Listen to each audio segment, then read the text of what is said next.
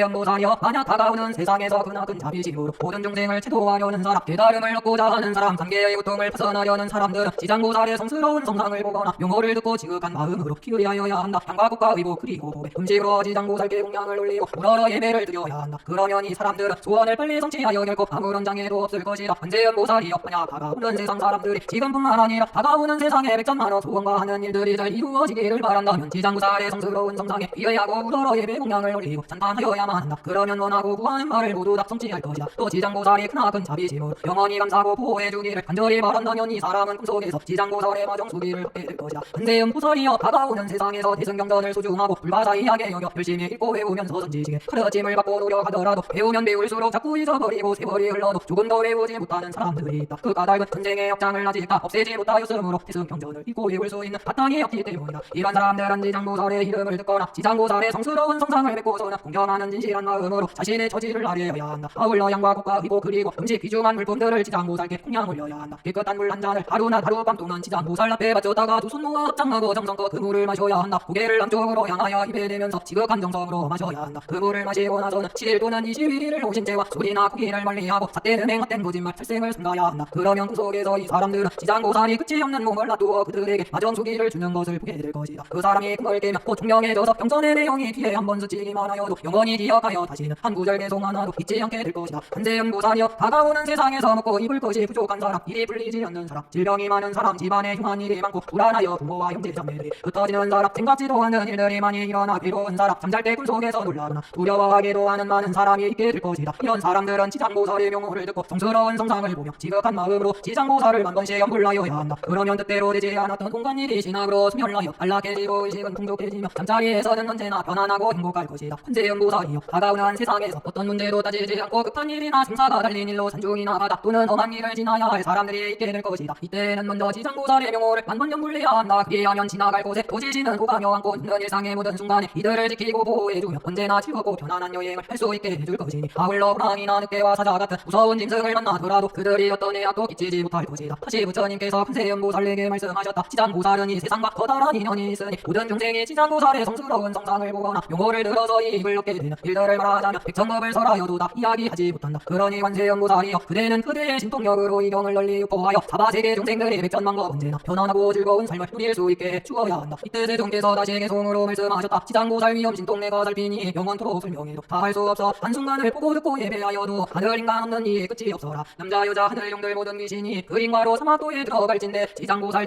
용어 부르면 명인을 고운과 죄 없어지리라. 어릴 적에 은혜로운 부모 잃고서 어느 세상 태어난 줄 알지 못하며 경제장의 모든 친척 다 흩어지고 나이 들어 그들 소식 알지 못할 때 지장보살 성상이나 탱화조성에 잠시라도 쉬지 않고 예배 올리며 삼치를 그 명으로 연불하여라. 그리하면 지장보살 몸을 놔두어 경제장에 있는 곳을 일러주시고 사막도에 큰 고통도 벗겨주리니 이 마음을 잃지 않고 지켜나가면 지장보살 마정수기 받게 되리라. 높고 높은 깨달음을 구하는 이나 단계 고통 벗어나길 바라는 사람 중생제도 근잡이심 품은 사람은 지장보살 먼저 뵙고 예배 올리면 온갖 소원 그 자리에서 성취가 되고 영원토록 모든 업장 끊어지리라. 어떤 사람 발심하여 경전을 읽고 모든 중생대로 하여 마음을 먹어 불가사의 큰 권력을 세웠더라도 읽은 경전 묻은 내용이 잊어버리면 이 사람의 전생 업장도 떴기 때문 성스러운 대승경전 기억 못할 때 좋은 양과 국가의복 공양 올리고 옷과 구슬 귀한 목에 공양 올려라. 지장보살 앞에다가 바친 감도수 한낮 한밤 지낸 뒤에 받아 마시며 오신채와 술과 고기 멀리하면서 삼칠이를 다른 생명 죽이지 않고 지장보살 연보를 하면 꿈속에서 지장보살 칭견하리라. 깨어나면 듣는 귀가 밝아지면서 경전구절 귀 한쪽에 스쳐만 가도 천만생을 태어나도 잊지 않으니 이와 같은 지장보살 불가사의로 이 사람은 참 지혜를 얻게 되는 것. 가난하고 평이 많은 불쌍한 중생 재앙으로 원속들이 서로 헤어져 잠을 자는 꿈속에도 늘 불안하고 하는 일이 어긋나서 성치 못할 때 지극정성보살님께 예배 올리며 나쁜 일이 남김없이 모두 사라져 꿈속에도 편안하고 풍요로우며 불법수호 신장들이 지켜주리라. 깊은 숲속 거친 바다 건너갈 적에 독을 뿜는 짐승이나 못된 사람들 악신들과 몹쓸 귀신 굳은 바람에 가진 고난과 고통도 사리지만 지장보살 성상 앞에 공양 올리고 지극정성 마음 맞춰 예배 올리며 험한 산길 무진 바다 지나더라도 괴로운 일 다 사라져 문제 없으리. 끝이 없는 지장보살 불가사의는 백천만간 말을 해도 못다하리니 관세음보살이여 내 말을 듣고 이 공덕을 온누리에 널리 알려라. 지장보살 그 명호를 듣고 나서는 지장보살 성상 앞에 예배드리고 향과 국과 의복 음식 공양 올리니 백천생의 즐거움을 한껏 누리니 이 공덕을 온법계로 해야 한다며 마침내는 성불나고 해탈날이니 그러므로 관음이여 마땅히 알고 온누리에 지장보살 공덕 알려라. 이때 세종께서 황금빛 풀을 들어 지장보살의 머리 위에 얹고 말씀하셨다. 지장보살이여 그대의 신통력과 자비심 지혜와 면제는 불가사의하다. 이 일에 대하여 지방생의 모든 부처님의 천만법을 찬탄하여도 다 찬탄할 수 없을 것이다. 지장보살이여 내가 오늘 불일전궁전에 있는 백천만억이 아닐 수 없지만 모든 부처님과 전룡팔부 대중들이 모이니 큰 법회에서 다시 한번 삼계와 탱에서 벗어나지 못한 하늘과 인간의 모든 중생을 구제하도록 그대에게 당부한다는 사실을 반드시 기억하여야 한다. 그래야여 모든 중생이 하루나 하룻밤조차 사막도에 떨어지지 않게 해야 한다. 그런데 하물며 다시 파선무간 지옥과 아비 지옥으로 떨어져 천만억 앞으로 빠져나올 기약이 없게 하겠느냐. 지장보살이여 이 세상 중생의 성품은 정해진 게 없지만 나쁜 버릇에 물든 사람들이 많고 좋은 마음을 냈다가는 곧 물러서며 나쁜 인연을 만나면 점점 더 나쁜 버릇만 늘어나게 된다. 이 때문에 열애는 백천억 몸을 놔두어 그들이 가진 성품에 따라 제도하고 해탈시킨다. 지장보살이여 내 이제 다시 한번 진중하게 당부하노니 그대는 하늘과 사바세계 중생들을 잘 보살펴 주어야 한다. 다가오는 세상에서 부처님 법으로 풀어간 얼티끌 하나 오래 한 알물 한 방울만큼이라도 정근을 심은 사람이 있다면 그대는 도력으로 이 사람을 감싸고 보호하여 친악으로 무상도를 닦으면서 그 기섬을 논하는 일이 없도록 해야 한다. 지장보살이여 다가오는 세상에서 하늘이나 사바세계 중생이 그들의 옆으로 사막도에 떨어져 지옥문앞으로 오게 될 것이다. 그때 부처님이나 부살의 명호를 연불한다거나 대승경전에 있는 한 구절 한 개송이라도 연불할 수 있는 중생들이 있다. 그러면 그대는 진통력으로 방편을 서서 이들을 구제하여야 한다. 이 사람들이 있는 곳에서 끝이 없이 몸을 놔두어 지옥을 부수고 천상으로 보내 아름답고 편안하며 행복한 삶을 누리게 해야 한다. 이때 세종께서 개송으로 말씀하셨다. 지장보살 그대에게 당부하노니 현재 미래 하늘인가 온갖 중생을 진통의 방편으로 제도하여서 사막도에 떨어지지 않게 하여라. 이때 지장보살의 한쪽 무릎을 땅에 꿇고 두 손 모아 합장하며 부처님께 아뢰었다. 세존이시여 바라옵건대 세존이시여 너무 걱정하지 마옵소서. 다가오는 세상에서 부처님 법을 믿으며 한 마음으로 공경하는 마음을 일으키는 사람이 있다며 저 또한 온갖 방편으로 그 사람을 제도하여 생사에서 하루빨리 벗어나게 할 것입니다. 그런데 하물며 온갖 좋은 일을 듣고 실천하면서 끊임없이 수행하는 사람에게 무엇을 더 말할 필요가 있겠습니까? 그들은 저절로 무상도에서 영원히 물러나지 않을 사람들입니다. 이 말을 할 때 옆에 있던 허공장보살이 부처님께 아뢰었다. 세존이시여 지장보살의 위엄과 신통이 불가사의하다고 연예께서 찬탄하는 것을 우리 전공전에서 제가 들었습니다. 만약 다가오는 세상에서 부처님을 믿는 사람들과 모든 조용히 지장경과 지장보살의 명호를 듣고 성스러운 성상을 우러러 예배한다면 어떤 종류의 복덕과 일이 있는 것입니까? 바라옵건대 세종께서 지금뿐만 아니라 다가오는 세상의 모든 중생을 위하여 간략히 말씀하여 주시옵소서. 부처님께서 허공장보살에게 말씀하셨다. 잘 듣도록 하여라. 내 그대를 위하여 자세히 설명하리라. 만약 다가오는 세상에서 지장보살의 성스러운 성상을 보고 지장경을 듣고 독송하며 향과 꽃과 음식이나 의복진기한 보배로 공명을 올리면서 찬탄하고 우러러 예배를 올리는 사람이 있다면 이들은 28가지 이익을 얻게 된다. 첫째, 하늘의 신이나 신동력 있는 전령이 보호해준다. 둘째, 좋은 일이 날로 늘어난다. 셋째, 성불할 수 있는 거룩한 인연이 쌓인다. 넷째, 깨달음의 길에서 물러나지 않는다. 다섯째, 의복과 음식이 풍족해진다. 여섯째, 질병이나 돌림병이 찾아오지 않는다. 일곱째, 불이나 물의 재앙에서 벗어난다. 여덟째, 도둑질 당하는 내군이 없어진다. 아홉째, 사람들이 보면 흠모하고 존경한다. 열째, 불법을 수호하는 진장들이 돕고 지켜준다. 11번째, 뒷날 여인의 몸을 바꾸고 남자 몸을 받는다. 12번째, 왕이나 대신의 딸이 된다. 13번째, 얼굴이나 몸 생김새가 단정하다. 14번째, 복덕을 누리는 하늘에 태어난다. 15번째, 천하를 우령하는 제왕이 된다. 16번째, 전생의 일을 환하게 할 수 있다. 17번째, 구하는 것은 모두 갖게 된다. 18번째, 부모와 형제 자매가 모두 기뻐하고 즐거워한다. 19번째, 온갖 회색이 사라진다. 20번째, 사막도로 가는 일이 영원히 없어진다. 21번째, 가는 곳마다 막히는 일이 없이 가통한다. 22번째, 잠을 잘 때 꿈이 편안하고 즐겁다. 23번째, 앞서간 조상들이 온갖 고통에서 벗어난다. 24번째, 전생의福을 받아 태어난다. 25번째, 모든 성인이 찬탄한다. 26번째, 모든 일에 지혜롭고 총명하다. 27번째, 자비롭게 중생을 생각하는 마음이 넉넉하다. 28번째, 마침내 이 공덕으로 성불난다. 어공장보살이여, 만약 지금뿐만 아니라 다가오는 세상에서도 하늘의 신들과 전룡이나 진장들이 지장보살의 명호를 듣고 성스러운 성상에 예배하거나 지장보살의 본디 권력을 듣고 수행하며 지장보살을 찬탄하고 우러러 예배한다며 이들은 7가지 이익을 얻게 된다. 첫째, 성스러운 경지로 빠르게 뛰어 올라간다. 둘째, 나쁜 업이 없어진다. 셋째, 모든 부처님이 지키고 보호해준다. 넷째, 깨달음의 길에서 물러나지 않는다. 다섯째, 본디 권력이 날로 늘어난다. 여섯째, 전생의 일을 환하게 한다. 일곱째, 마침내 이 공덕으로 성불난다. 이때 시방세계에서 오신 헤아릴 수 없이 많은 부처님과 큰 보살님 칠룡팔부가 지장보살이 가진 불가사의한 위엄과 신통을 서가모니 부처님께서 찬탄하시는 말씀을 듣고 일찍이 없던 일이라고 감탄하였다. 이때 도리천 궁전에 헤아릴 수 없이 많은 아름다운 꽃과 향기로운 향과 선녀의 옷에나 달릴 보배 구슬들이 비오듯 쏟아져 서가모니 부처님과 지장보살께 풍향을 올리니 온 법회 대중이 다 함께 우러러 부처님께 예배하고 두 손 모아 합장하며 물러나다.